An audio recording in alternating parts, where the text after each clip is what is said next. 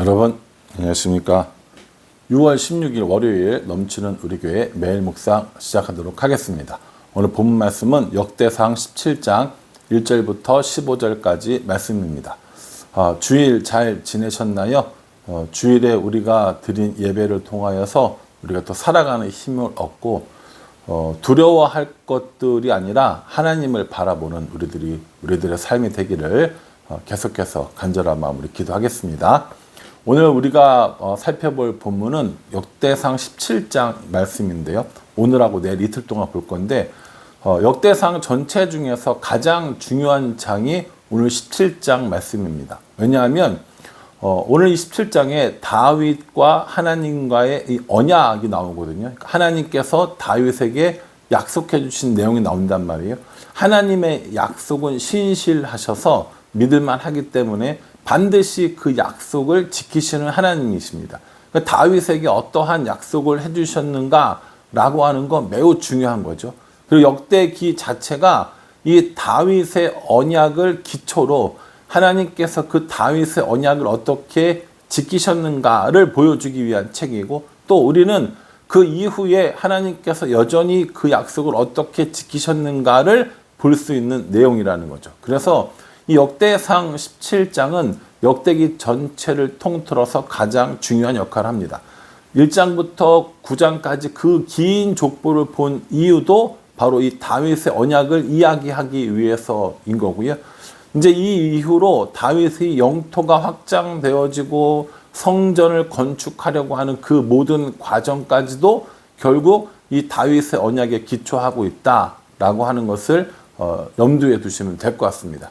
그럼 어떤 내용인지 한번 살펴보겠습니다. 1절에 보면 다윗이 그의 궁전에 거주할 때에 다윗이 선지자 나단에게 이르되 나는 백향목 궁에 거주하거늘 여호와의 언약궤는 휘장 아래에 있도다, 이렇게 얘기합니다. 다윗 자신이 지은 성은 백향목으로 지은 아주 좋은 성인데 하나님의 궤, 언약궤는 지금 천막 아래에 있는데 그렇게 하는 것이 참 마음이 불편하다. 이 얘기는 뭡니까? 하나님을 위한 성전을 짓고 싶다라고 이야기하고 있는 거죠.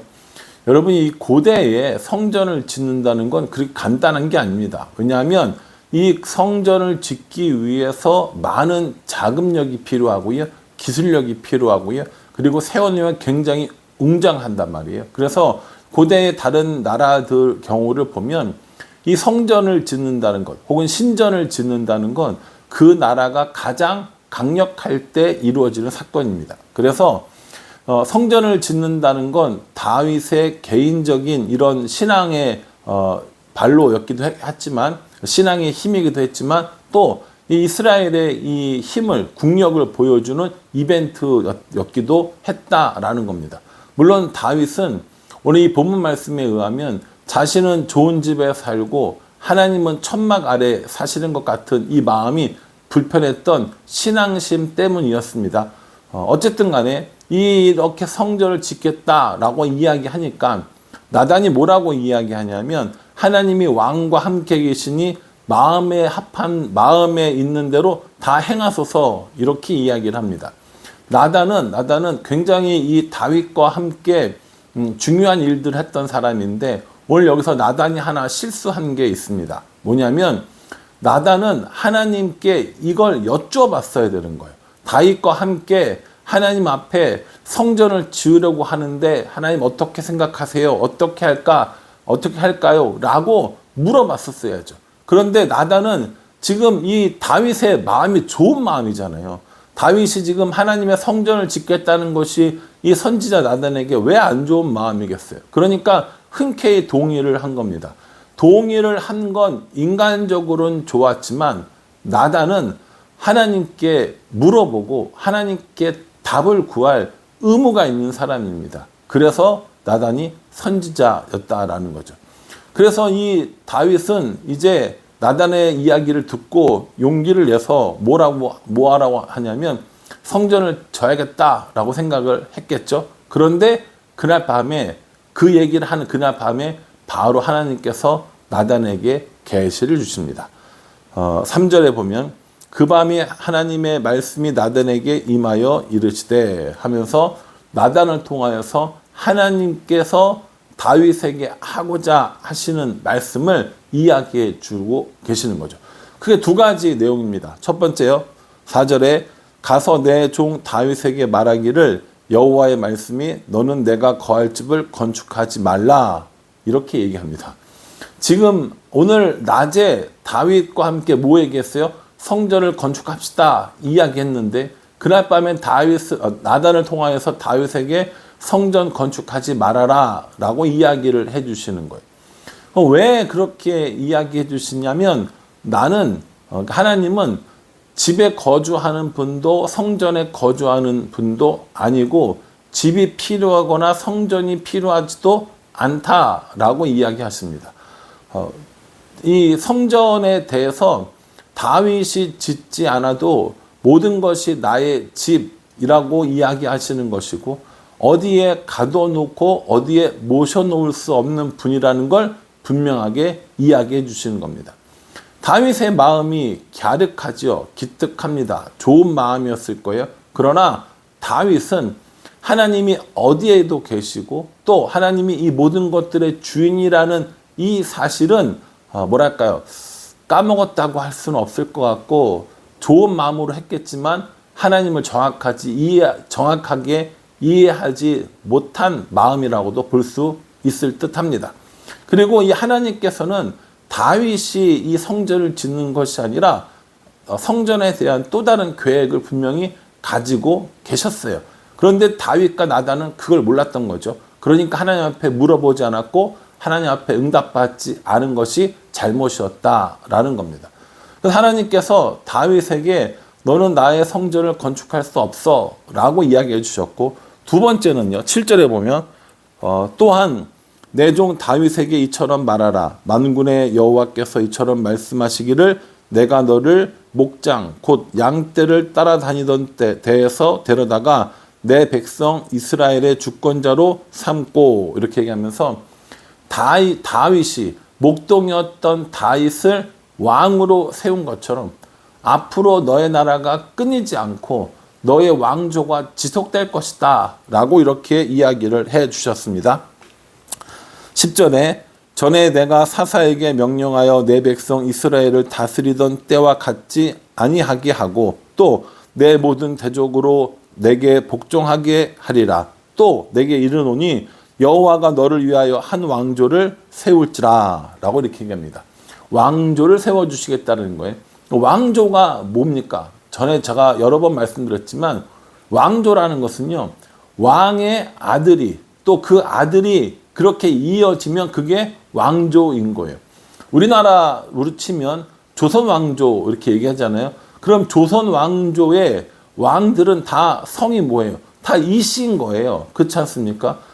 이성계로 비롯해서 다 이씨성을 가진 아버지의 아들의 이렇게 왕조가 이루어진 거잖아요. 그러니까 다윗의 왕조라는 건 뭡니까? 다윗의 아들의 계속해서 그 왕위가 이어나가겠다라고 했던 것이 뭐예요? 그게 바로 왕조를 세워주시겠다라는 겁니다. 그런데 그 왕조가 몇 대만 가는 것이 아니라 얼마만큼 가냐면 영원히 끊이지 않도록 해주시겠다라고 이야기하십니다. 12절에 그는 나를 위하여 집을 건축할 것이요 나는 그의 왕위를 영원히 견고하게 하리라 라고 얘기합니다. 누구를 통해서요? 다윗 너의 아들을 통해서 성전을 건축할 것이고 나의 왕위를 그의 왕위를 영원히 견고하게 하리라 라고 얘기해 주셨어요. 성전 건축은 다윗의 아들이 할 것이고 하나님은 그 왕위를 그 왕의 자리를 견고하게 하신다고 약속하셨습니다. 14절에요. 내가 영원히 그를 내 집과 내 나라에 세우리니 그의 왕위가 영원히 견고하리라 하였다 하라 이렇게 얘기합니다. 다윗의 왕조가 영원히 지속되게 하겠다라고 말씀해 주신 거예요. 여러분 그 왕조가 영원히 지속되는 일이 있어요? 없어요? 참 없습니다. 인류 역사상 가장 유명했던 왕조는 로마 시대 아니겠습니까? 그 로마 시대도요. 한 왕조가 계속해서 이어진 건 아니고요. 그냥 제국이 이어진 것 뿐이에요. 그리고 그 제국이라는 것도 생각해 보면 동로마 제국이 한 1000년 역사를 가졌다고 이야기하잖아요. 1000년이면 끝인 거예요. 조선 왕조도 500년이 끝이었습니다. 한 나라가 몇 천 년을 계속 이어가고 한 왕조가 계속 이어나가는 건 역사상 없었다는 거예요. 그런데 오늘 하나님께서 다윗 왕조를 영원히 하게 해주겠다라고 말씀하시는 거예요. 그러면 이게 가능한 일이냐고요. 이게 우리가 이 역대기의 내용을 다 알고 있잖아요. 결국 이래가지고 다윗이 왕이 되고 솔로몬이 왕이 되고 나라가 나뉘어지고 그러다가 시드기야 때 이 유다라는 나라가 완전히 멸망되어졌고요. 포로로 끌려간 지 70년 그리고 그 다음에 이런 그 여러 가지 격동의 시기를 보내고 400년의 중간기 이런 일들이 있었는데 무슨 다윗 왕조가 이어집니까? 다윗 왕조는 이어지지 않을 것만 같은데 근데 이 다윗 왕조가 어떻게 영원히 이어지게 되냐면 다윗의 자손에게서 누가 나온다는 겁니까? 메시아가 나온다는 거예요. 구원자가 나온다는 겁니다. 만왕의 왕이 나온다는 겁니다. 그게 누굽니까? 그게 바로 예수 그리스도가 되는 겁니다.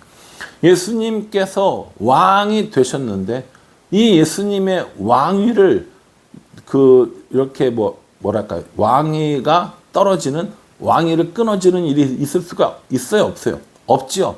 예수님은 우리의 영원한 왕이십니다. 근데 그 예수님이 누구의 자손인 거예요?